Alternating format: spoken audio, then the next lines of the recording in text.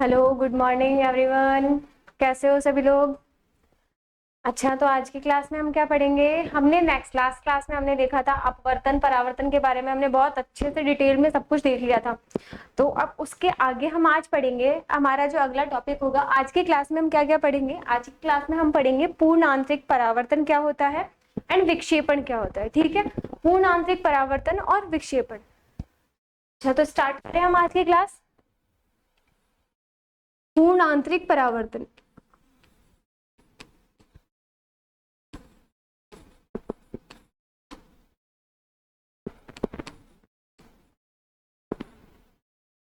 पूर्ण आंतरिक परावर्तन होता क्या है? एक तरीके से पूर्ण आंतरिक परावर्तन कई जगह देखा जाता है। जैसे मैं आपको बताऊं, अब सबसे पहली बात है परावर्तन होता क्या है। अब पूर्ण आंतरिक परावर्तन होता क्या है? पूर्ण आंतरिक परावर्तन एक तरीके से आपको मैं 2-3 पॉइंट्स बताऊंगी। वो 2-3 पॉइंट्स मतलब एकदम मोस्ट इंपॉर्टेंट है, आप लोगों को बिल्कुल याद होनी चाहिए कि परावर्तन, पूर्ण आंतरिक परावर्तन होने की कुछ शर्तें होती हैं। यानी अगर हमारा परावर्तन ये शर्तें फॉलो करेगा, इन शर्तों के अनुसार चलेगा, तो उस केस में हमेशा क्या होने वाला है? पूर्ण आंतरिक परावर्तन। जैसे पहला मैंने लिखा, सघन से विरल माध्यम में। पहली कंडीशन ये होगी, यानी जब भी हमारा परावर्तन होगा, पूर्ण आंतरिक परावर्तन एक तरीके से होता क्या है कि परावर्तक तल जो होगा, अपवर्तक तल जो होगा, वो परावर्तक तल का रोल प्ले करने लग जाए। यानी अपवर्तन और परावर्तन दोनों एक साथ एक कंडीशन में हो, उस घटना को हम बोलते हैं पूर्ण आंतरिक परावर्तन। क्या समझ में आया? एक ऐसी घटना जिसमें अपवर्तन और परावर्तन का मिक्सचर फॉर्म हो, यानी अपवर्तन और परावर्तन दोनों एक तरीके से जिसमें घटे, तो उसको हम बोलेंगे पूर्ण आंतरिक परावर्तन। अब देखो, हम देखते हैं एक बार कि पूर्ण आंतरिक परावर्तन होता क्या है। वेट अ मिनट, ये देखो, ये कोई आपतित किरण है, यहाँ पर आई, परावर्तित हुई, परावर्तन के पश्चात पुनः जिस माध्यम से आई थी उसी माध्यम में चली गई। यानी पूर्ण आंतरिक परावर्तन होता है कि आने वाली किरण या आपतित किरण आपतन के बाद में परावर्तक पृष्ठ से अपवर्तक पृष्ठ से अपवर्तित होकर पुनः उसी माध्यम में लौट जाए जिस माध्यम से वो आई थी। इस घटना को हम बोलेंगे पूर्ण आंतरिक परावर्तन। और एक तरीके से इस घटना में होता क्या है? इस घटना में क्या होता है? अपवर्तन होता है और परावर्तन होता है। दोनों अपवर्तन और परावर्तन दोनों घटनाएं इस घटना में शो होती है, इसलिए इसको हम बोलते हैं पूर्ण आंतरिक परावर्तन। आपको क्या लगेगा कि इस घटना में हो क्या रहा है? परावर्तन हो रहा है। यहां तक बात समझ में आई? अब एक सेकेंड,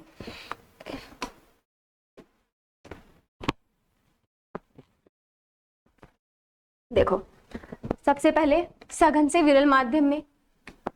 दूसरी बात क्या होगी? दूसरी बात है आपतन कोण।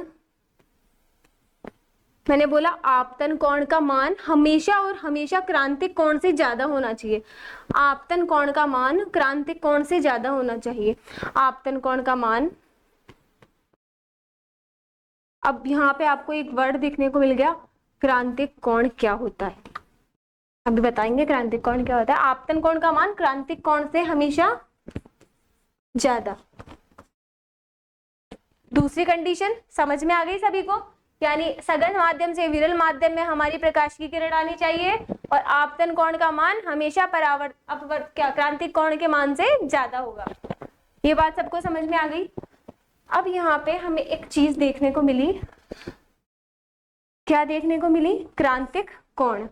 आप लोगों के मन में डाउट आया होगा कि क्रांतिक कोण होता क्या है, क्रांतिक कोण है क्या? क्रांतिक कोण मैं देखो आपको शो करके बताती हूँ क्रांतिक कोण क्या होता है।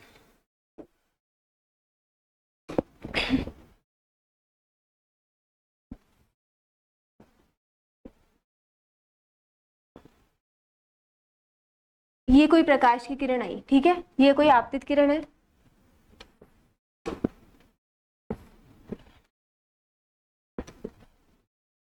ये कोई आपतित किरण है, हमारी आ गई, हमारे तल पर आई, हमारे परावर्तक पृष्ठ पर आपतित हुई।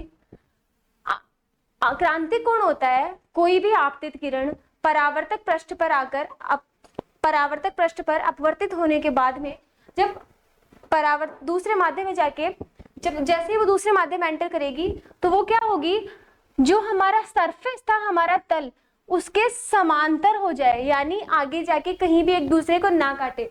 एक तरीके से क्रांतिक कोण होता क्या है, क्रांतिक पूर्ण आंतरिक परावर्तन होता क्या है, जब भी कोई प्रकाश की किरण आई या आपतित किरण आई, अपवर्तन के बाद में जब वो रिफ्लेक्ट होती है, रिफ्रैक्शन होने के बाद में जो हमारी अपवर्तित या परावर्तित किरण होगी वो हमारे सरफेस के या हमारे परावर्तक पृष्ठ के समांतर हो जाए, परावर्तक पृष्ठ के समांतर हो जाए, उस घटना को हम बोलेंगे पूर्ण आंतरिक परावर्तन। और वो बनने वाला कोण क्या होगा, वो बनने वाला कोण क्या होगा, क्रांतिक कोण। तो अब आपको हमेशा ध्यान रखना है कि क्रांतिक कोण का मान रिफ्रैक्शन कोण या आपतन कोण के मान से ज्यादा होना चाहिए, ये ध्यान रखना है।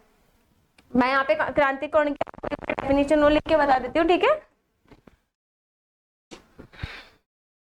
क्रांतिक कोण होता क्या है, क्रांतिक कोण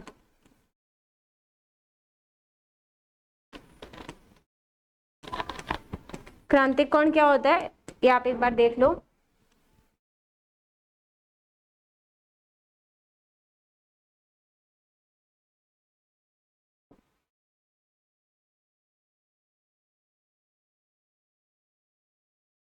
आपतित किरण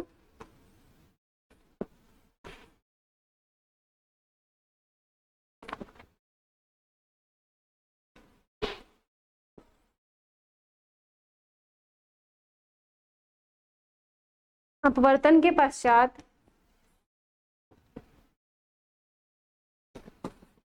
सॉरी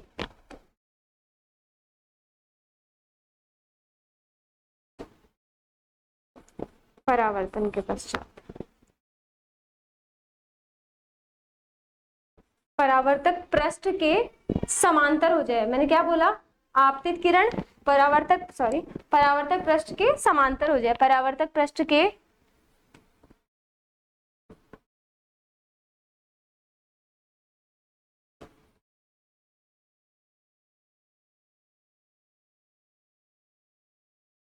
हो जाए, उस कंडीशन में बनने वाला कोण क्या होगा, क्रांतिक कोण होगा।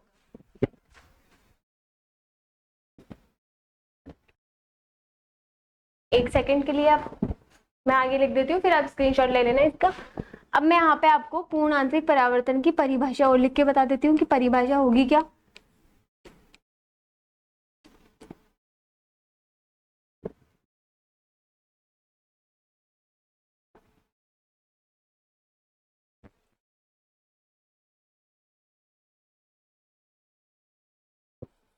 अपवर्तक पृष्ठ परावर्तक पृष्ठ का काम करने लग जाए, क्या होगा, जब अपवर्तक तल या अपवर्तक तल परावर्तक तल का काम करने लग जाए, परावर्तक तल का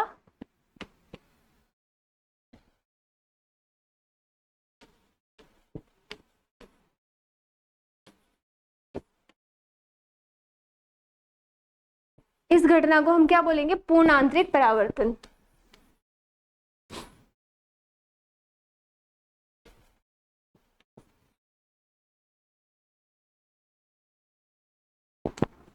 इस घटना को क्या बोलेंगे, पूर्ण आंतरिक परावर्तन। डेफिनेशन में बहुत कुछ है, आपको एकदम अच्छे से लर्न कर लेना ही है।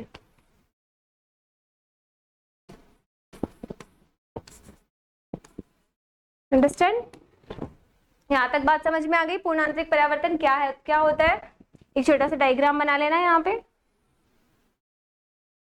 ये है आपकी आपतित किरण,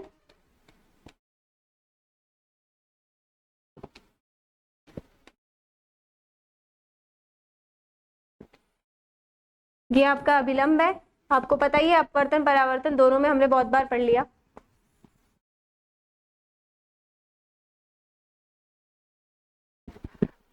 जैसे ही इसका परावर्तक पृष्ठ पे पढ़ने के बाद में ये क्या है, परावर्तक पृष्ठ इसके समांतर हो जाए, ठीक है, इस घटना को हम क्या बोलेंगे, पूर्ण आंतरिक परावर्तन। यहां तक बात समझ में आ गई होगी आप लोगों को। एक सेकंड के लिए आप इसका स्क्रीनशॉट ले लो, ठीक है। ध्यान से।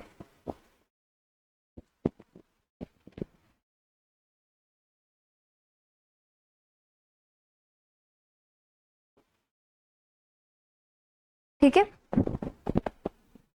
ऊपर कर देती हूँ मैं।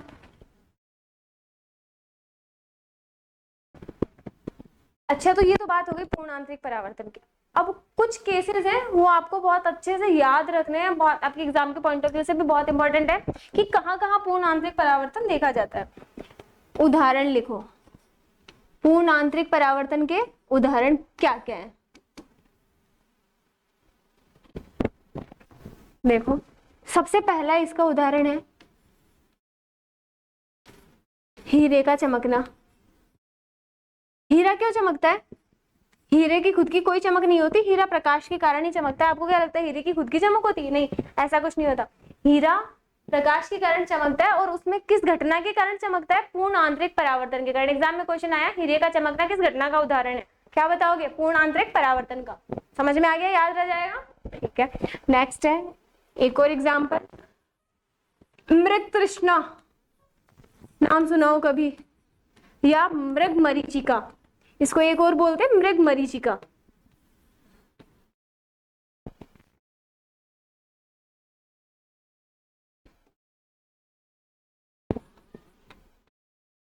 मृग तृष्णा या मृग मरीचिका, ये क्या होता है? हिरण को देखा है कभी? हमेशा प्यास के लिए रेगिस्तान में हिरण को छोड़ दिया, वो प्यास के लिए भागता ही रहेगा, भागते रहेगा। और भागता क्यों है? हर कदम पे उसको पानी दिखता है। कैसे? अब जैसे गर्मियों में हमें भी तो दिखता है, गर्मी की रात में बाहर निकलो ऐसे लगेगा नीचे पानी है, पर पानी होता थोड़ी है। वो किसका उदाहरण है? पूर्ण आंतरिक परावर्तन के कारण ये सब घटनाएं होती है, क्योंकि अपवर्तक और परावर्तक पृष्ठ एक दूसरे का रोल प्ले करने लग जाते हैं। इस कारण से हमें क्या लगता है? हर चीज में ऐसे लगती है चमक है। और इसीलिए गर्मियों में अपने हमें क्या दिखता है? धरातल पर पानी दिखता है, जैसे पानी गिरा हुआ हो। मृग तृष्णा भी यही है। हिरण क्या करता है? रेगिस्तान में कहाँ उसको पानी मिलेगा, उसको हर थोड़ी दूरी पे ऐसे लगता है कि पानी है, तो वो पानी को खोजते हुए छलांग लगाते हुए भागता रहता है। इसीलिए इसलिए बोला है मृग तृष्णा। तो ये याद रखना है, मृग तृष्णा या मृग मरीचिका किसका उदाहरण है? पूर्ण आंतरिक परावर्तन का। एक एग्जाम्पल और लिखो इसका, प्रकाशिक तंतु। क्या बोला मैंने? प्रकाशिक तंतु या फाइबर, नाम सुना हो तो। प्रकाशिक तंतु या फाइबर, इसमें किसका काम, क्या काम आता है? इसमें भी पूर्ण आंतरिक परावर्तन के कारण ही ये सब घटना होती है। प्रकाशिक तंतु, फाइबर। तुमने देखा, आप लोगों ने देखा हो तो स्किन पे थोड़ी सी डिजीज हो जाती है, स्किन डिजीज के लिए तंतु एक तरीके से वही होते हैं, छोटे छोटे जल में पाए जाने वाले जीव। ठीक, ये सब क्या है? प्रकाशिक तंतु के उदाहरण है। एक इसमें एक लिखना, एंडोस्कोपी। एंडोस्कोपी, एंडोस्कोपी क्या होता है? शरीर के अंदर की कोई डिजीज की जांच करने के लिए जिस घटना का जिस यंत्र का यूज करते हैं ना, उसको बोलते हैं, उस प्रोसेस को बोलते हैं एंडोस्कोपी। और इसमें भी किसका यूज होता है एंडोस्कोपी के लिए? पूर्ण आंतरिक परावर्तन का। पूर्ण आंतरिक परावर्तन, एंडोस्कोपी में भी पूर्ण आंतरिक परावर्तन ही यूज होता है। ध्यान रखना, याद रखना है आपको।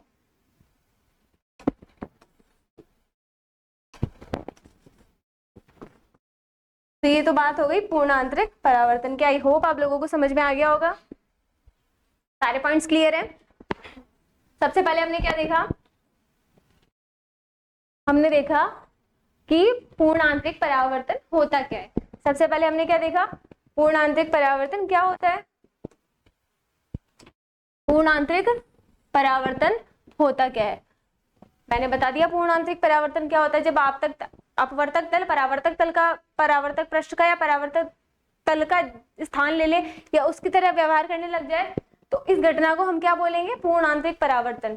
और इस घटना की शर्तें, मतलब ये शर्तें होंगी, फॉलो होंगी, तो ही हमारी घटना पूर्ण आंतरिक परावर्तन होगी। जैसे हमने परावर्तन के लिए कुछ घटनाएं पढ़ी थी, अपवर्तन के लिए हमने कुछ घटनाएं पढ़ी थी। क्या क्या थी? आपतक तल, अपवर्तन, अपवर्तन यानी आपतित किरण, अपवर्तित किरण और अभिलंब, तीनों एक ही तल पर होंगे, एक ही पृष्ठ पर होंगे। ऐसे ही हमने अपवर्तन में पढ़ा था, आपतित किरण, अपवर्तित किरण और अभिलंब तीनों एक ही तल पर होंगे, तो हमारा अपवर्तन या परावर्तन होगा। दूसरी चीज हमने पढ़ी थी, आपतन कोण और परावर्तन कोण का मान बराबर होना चाहिए, तो अपवर्तन या परावर्तन होगा।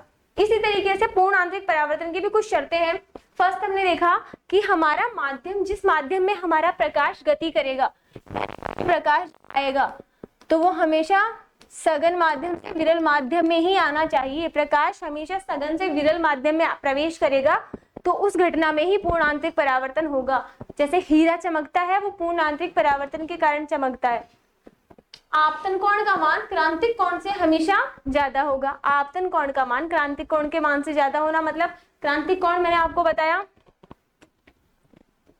क्रांतिक कोण मैंने बताया क्या होता है।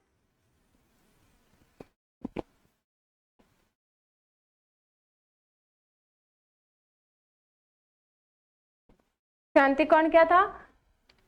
आपतित किरण परावर्तन के पश्चात परावर्तक पृष्ठ के समांतर हो जाती है।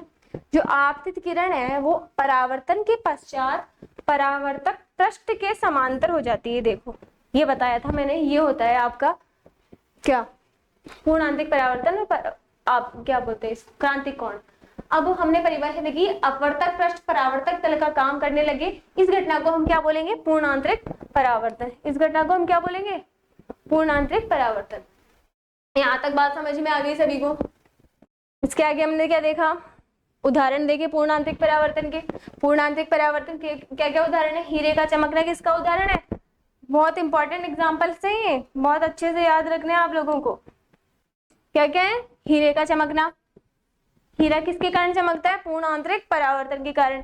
मृग तृष्णा, हिरण को जो प्यास लगती है वो प्रकाशिक तंतु, इसको इंग्लिश में लिख लो, प्रकाशिक तंतु को इंग्लिश में बोलते हैं ऑप्टिकल फाइबर। कभी कभी एग्जाम में प्रकाशिक तंतु ना लिख के ऑप्टिकल फाइबर भी यूज कर लेते हैं, ठीक है। तो ऑप्टिकल फाइबर में किसका यूज होता है? एंडोस्कोपी में किसका यूज होता है? हमेशा पूर्ण आंतरिक परावर्तन का। तो यहाँ तक की बात आप लोगों को समझ में आ गई होगी, आई होप। अपवर्तन, परावर्तन एंड पूर्ण आंतरिक परावर्तन, ये सारे टॉपिक आपके बहुत अच्छे से क्लियर हो गए होंगे, ठीक है। एक बार इसका स्क्रीनशॉट ले लो आप लोग।